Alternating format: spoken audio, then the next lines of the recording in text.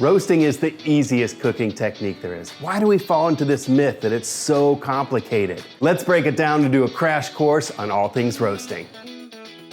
First, let's talk about roasting as a cooking technique, meaning roasting, the verb, the act of roasting. We're talking about putting a piece of meat into an oven in dry heat. That's what roasting technique is. It's as simple as that.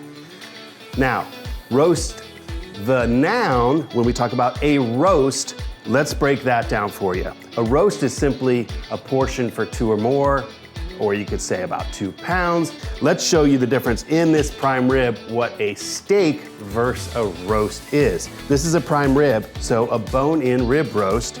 And if I were to cut a steak out of this, that's how we create ribeye steak. This is still a roast, both from the rib.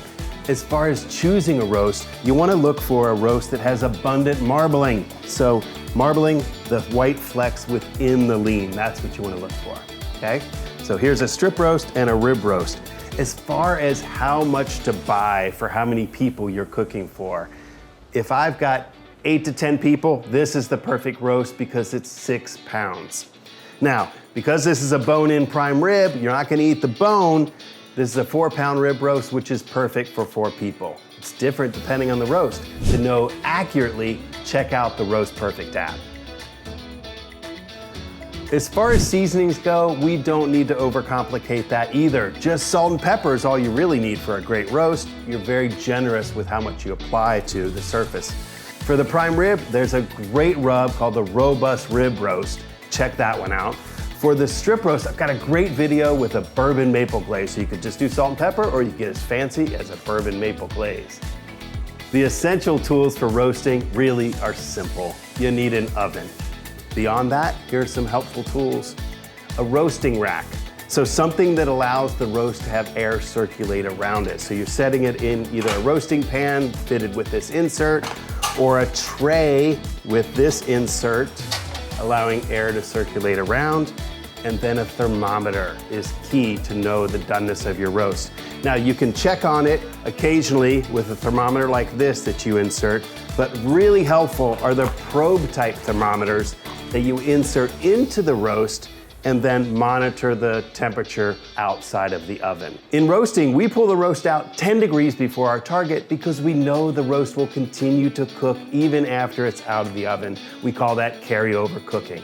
Take a look at this doneness chart to make sure you get it just right.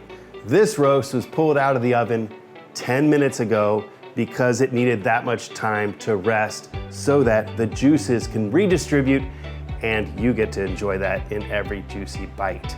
It's important to let our roast rest. For smaller roasts, it's a shorter amount of time, 10 minutes. For larger roasts, 10 pounds or more, it takes as much as 20 minutes. After all of your efforts have been put in, the roast is out, it's rested, it's time to slice. Your family's eager, so let's talk about slicing.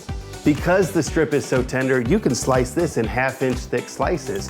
But for many roasts, you want to go nice and thinly across the fibers of the meat. Looks like I'm going about 1/4 inch, and that feels just right for this strip roast. Well, those are the basic tips. Enjoy your roasting adventure. If you have any more questions about roasting, hit us up on our website. We've got all the resources for you. And don't forget, Roast Perfect is your ultimate roasting cooking tool in your back pocket. Cheers to roasting.